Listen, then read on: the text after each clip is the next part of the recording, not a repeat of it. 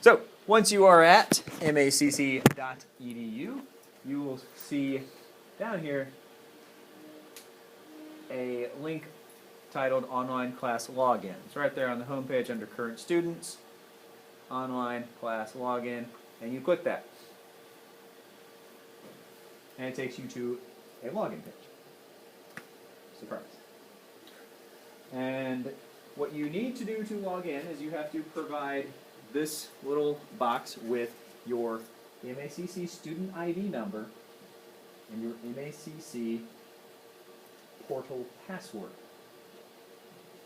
If you are a responsible person and listened to me when I said save your receipt, you're going to need it for accessing databases this semester and next semester, you kept that receipt. That has that information on it. If you have had an online course shell class in the past, then you probably know how to access this. You've probably changed your password even. If you didn't listen to me and disposed of said receipt, which, you got that? No. You got yours all binded in.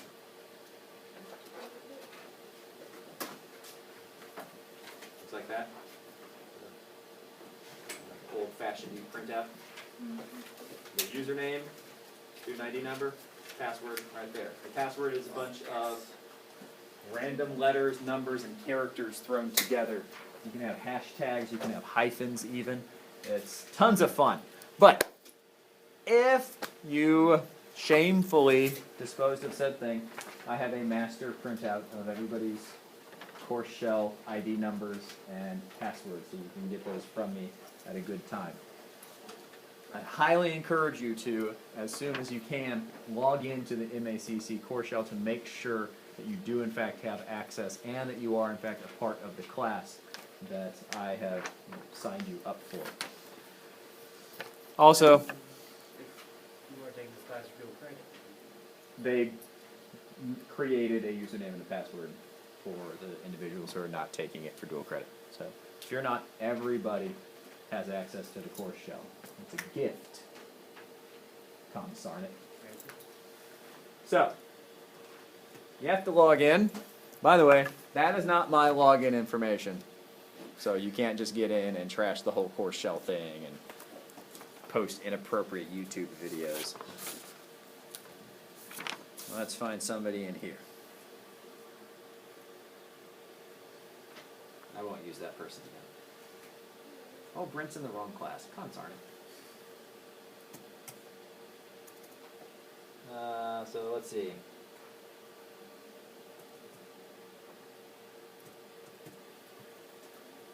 So type in our user ID, and now we need a password.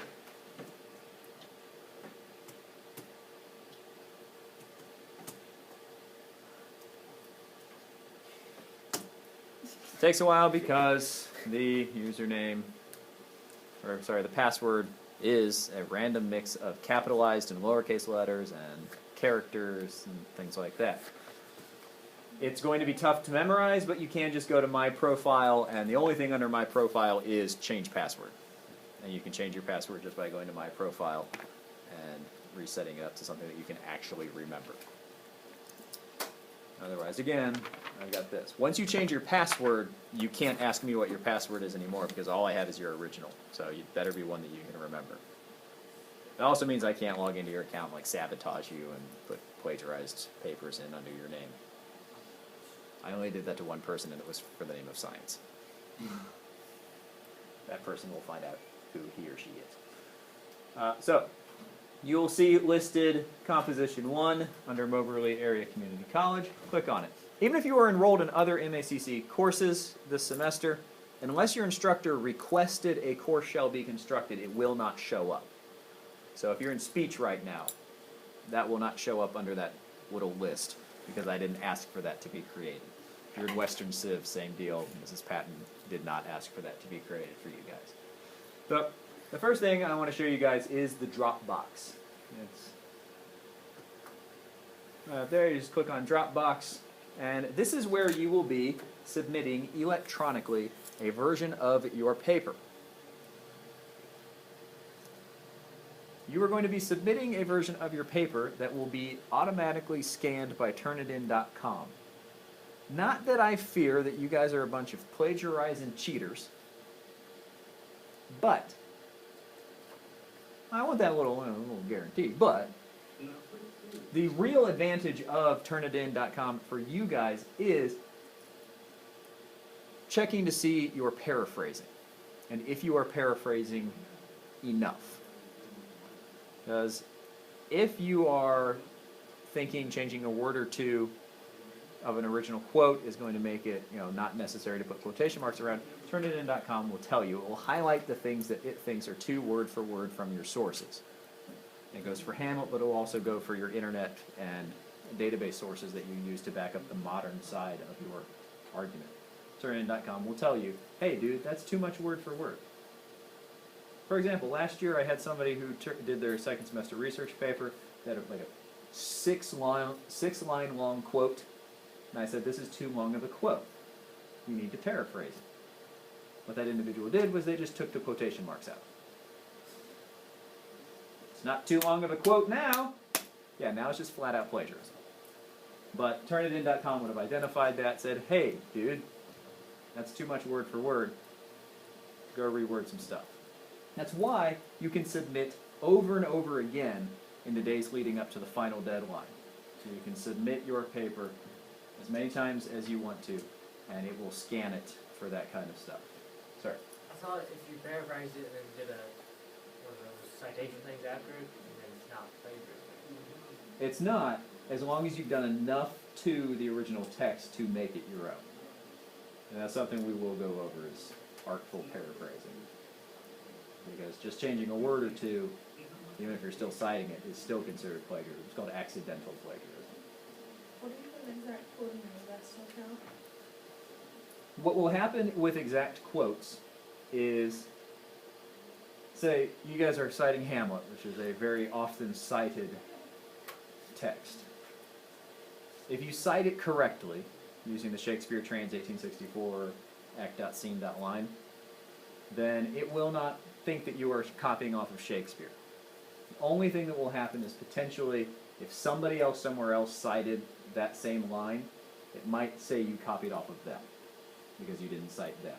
But that's an easy thing to filter out on my end. And to say, okay, I know Dakota did not steal Hamlet from some kid in Los Alamos, California. So, X on that one. You click Submit Assignment.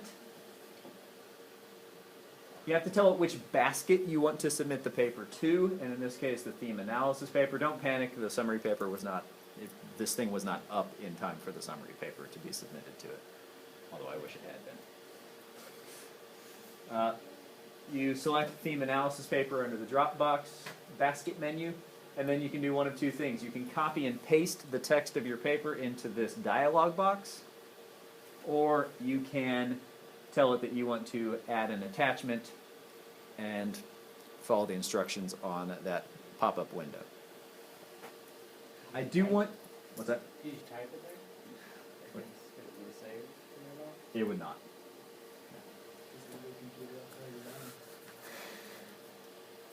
I would suggest putting it in like Google Drive or Microsoft Word or something equivalent.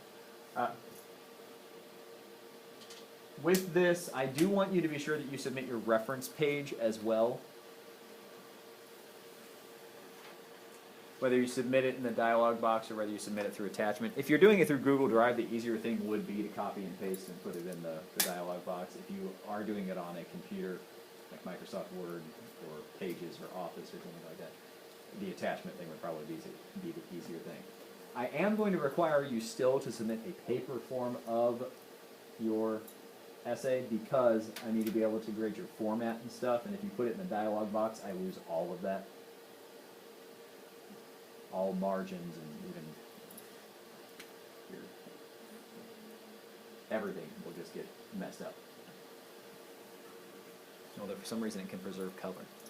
Copied and pasted something that I color coded and it all worked. After you hit submit, it will take you back to that screen and it will show up under Outbox. and roundabouts, this area here is where it will show a little icon that says processing. That means Turnitin.com is checking it. It usually takes between 5 and 10 minutes for Turnitin.com to scan your paper and compare it to the internet and its paper database, because it has millions of essays that have been submitted by kids across the world, and it will check to see if you have shared sources that, maybe they used it the first time and copied and pasted it, but it's going to catch you because you used the same source as they did and copied and pasted it. So no, you did not copy off of that kid from Abu Dhabi, but you copied and pasted the same stuff as he did. Bad. So if you cited correctly, would it say that you still stole that? Like you have the correct citation? Potentially because of like what I said to Dakota. It won't say that you stole it from Shakespeare, but it'll say you stole it from that kid because you didn't cite him, and then it's kind of a matter of, did you actually steal it from that kid or just use the same source as he did? 0% is a really lofty goal. 0% means absolutely no plagiarism. And that is a really hard thing to accomplish, especially when you're analyzing literature. You are bound to have some percentage of stuff come back and say, hey, this is not cited correctly, or you did not do the right thing here.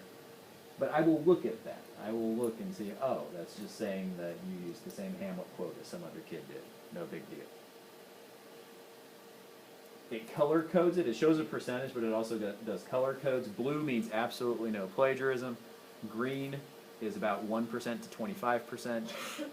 Yellow is 25 to 50%. Orange is, I believe, 50 to 80%. Red is the 80%, and 90% is this horrible dark red.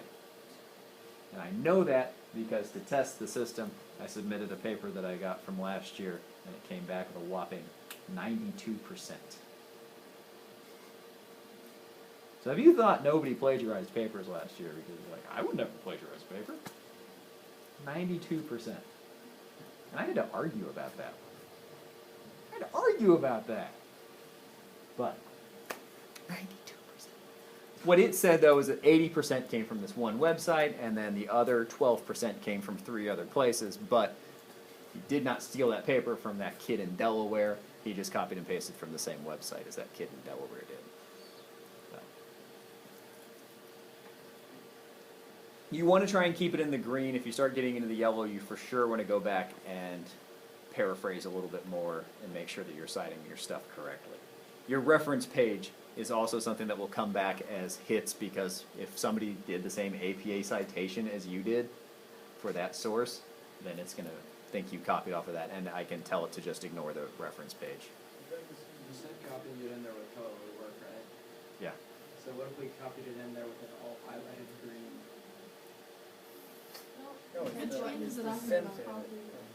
Like after it text. has to change the color. Combination of green and red. I'm not sure I understand the question. Like you said, it highlights the parts that are plagiarized, right? Or part that are Plagiarized. in like red, right? But what Well, if- it actually changes. It does lots of colors, and when it gives you back your originality report, it treats it like it was all in black, and then it goes through and highlights the stuff in different colors. so we couldn't trick it. The other thing, speaking of tricks, is that I will check to make sure that the paper you hand in to me is the same paper that you submitted to Turnitin.com. So you don't get to like copy and paste your metacognitive essay into that dialog box. You're like, no plagiarism there. I'll make sure that you actually submitted the same paper. It was a very common trick very long ago. We haven't had Turnitin.com for years around here, though. So that was a Hickman thing. They're always finding ways to get in trouble. So that's the Dropbox. Any questions about submitting the paper to Turnitin.com and what Turnitin.com will do? I will not treat Turnitin.com like a black and white thing where it's like, oh, 26% F. I'll look at it, I'll see, and I'll try and figure out if you could have done some things to make it a little better, or if it's just Turnitin.com being a machine, which is essentially what it is. It's not that smart, it just does what it's told to do. We need it turned into that by the 19th. You need to turn it in by 3/12 on the 19th for the final time. You can submit it in the days prior to do the originality report checks and then resubmit as you change things, but you have to have the submission window shuts electronically because, again, it's a machine. It just will not let you submit any more past December 19th at 3:12 p.m. That gives me 3 hours of school done. Your print paper has to be submitted before school lets out on that day. So, like 12:45, I think, or whatever time they kick us out of this building. 12:45. You have to have a printed out version of the paper to me. The other thing I want to show you on this website is on the course home. I'm posting some remarks. These remarks are links. The first link up here is Hamlet Online with line numbers. Somebody asked, hey, is there a version we're supposed to be using that has line numbers so we can cite it correctly? Why, yes, that's why I put it on the original assignment sheet. But I decided I put the link up here too. And you can also find it here. We posted the assignment under Shakespeare theme analysis paper. You can read the assignment. You can also click on the link and it will open up within this little window. Or you can copy and paste the link as it's in the remark and put that in your browser and use it that way. The other two links, and there will be more in the coming days, are links to what I call craft videos, writing craft. One is APA references right now, and the other is quote integration.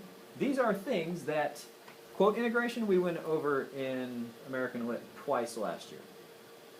And I would hate to bore you guys to tears going over that again, especially if you remember how to do it, which I think a lot of you do based on the AEC paragraphs you wrote last time. The other thing is APA reference pages, which if you've been in speech or are in speech, you know how to make an APA reference page. Again, I don't want to bore you guys to tears and tell you more stuff that you already know. If you don't know how to do these things or you feel like you need a refresher, those videos are going to be there. I would rather spend our class time going over new things or maybe even working on these papers in class rather than go over something that I have a recording of. One's from last year's comp class and the other one is one I made for a speech class this year.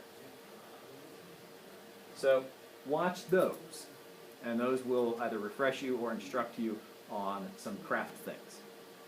It's not being lazy, it is an insane amount of work to make these videos and put them online for you guys, and then post them to each and every section of this class. But I think our time would be spent more wisely on trying to work on the papers in class and also introducing and discussing new concepts in writing and not rehashing, this is how you make a hanging indent on a reference page.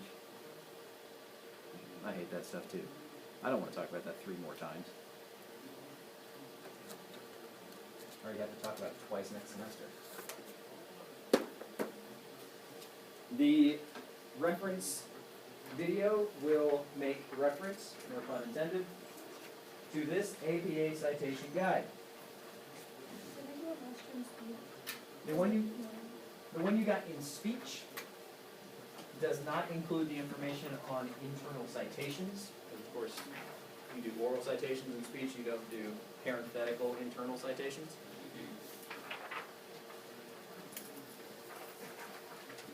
And this one does have an update about papers that have DOI numbers, which is something that should not come up until second semester at the earliest. This packet is one that every year I get a handful of people emailing me from college saying, hey, Mr. Kennedy, you know that APA citation guide you gave us last year that you told us to never get rid of because we would need it second semester and forever? Well, can you send me an email with the attachment for that? Because I don't have mine anymore. Keep this. This is a gift to you. I have sent dozens of emails to people. I would prefer never to have to do that again, but I'm too nice of a person. Yeah, that's right, I said it. Too nice of a person, I send the attachment anyway. But this has everything you would realistically need to know for citing things for APA. And APA, this is up to date. I made sure before I printed out this new one that all of my stuff was still up to date. That's where the DOI numbers came from. I wanted to be sure I was giving you accurate information. So this APA citation guide is up to date and should be for a while, and any changes they make will be minor to just sell more copies of books. We've decided that we want an extra comma in web page citation. Because they're jerks. On the back of the packet is a sample reference page. And I'll say this. Since your paper has to be typed in 12-point Times New Roman font with 1 inch margin all the way around the page, if you hold this reference page up to your reference page and they do not look almost identical, then you have done something wrong. Your reference page has to look like this one. But the video goes over that in more detail, including the bullets on the page itself. I want you to watch the APA reference page video by Thursday of next week. My goal is for us to walk in here on Thursday. I'm going to say, hey, we all watched the APA reference page. If you have any specific questions or concerns, I don't know, hopes and dreams about APA references, and you guys will either have specific questions or you'll be like, no, we got this. Or there's going to be some person who's like, can we just go over that in class right now? I didn't want to do it. And I will mentally smack you in the face if you say that.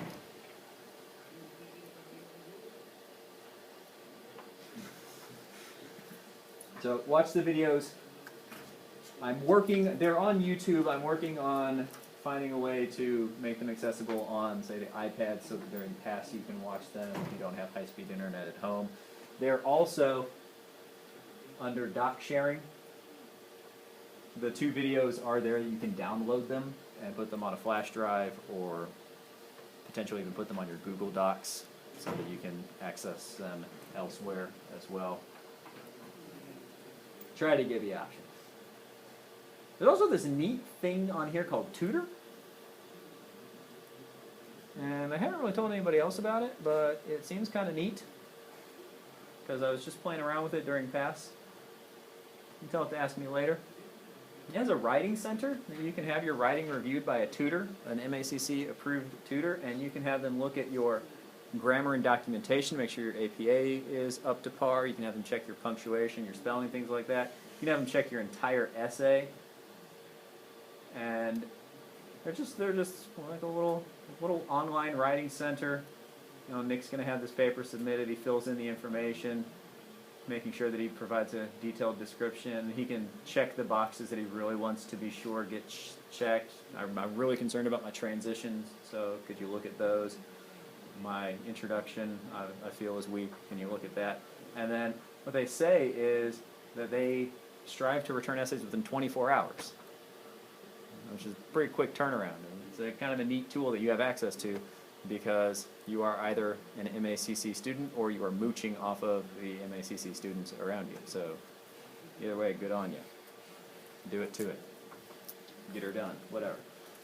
But that's kind of a neat thing, and you can use it for assignments other than this theme analysis paper. If you've got other things like college essays that you want to have looked over by a tutor, if you have a resume that you want to have looked over by a tutor, you can have it check that stuff out for you. You can have a Western Civ paper looked over by a tutor. It's a neat little tool. Of course, the course shell does shut down for you at the end of the semester. We'll have to rebuild a new one for Comp 2. So if you are leaving us at the end of the semester, all that goes away. I'm sorry.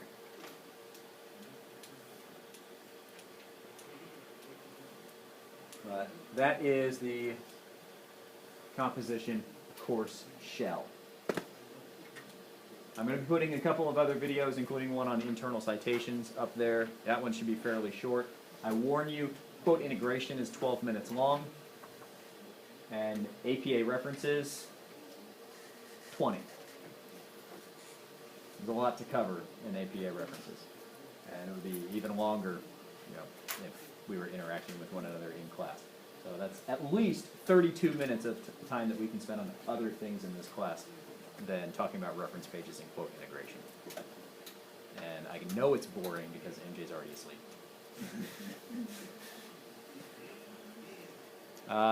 Questions, comments, concerns, hopes, and dreams? When you are done, if you're on a public computer, the little power button is what logs you out, and then you end your session, and you are out like Flint. Like Flint Lockwood.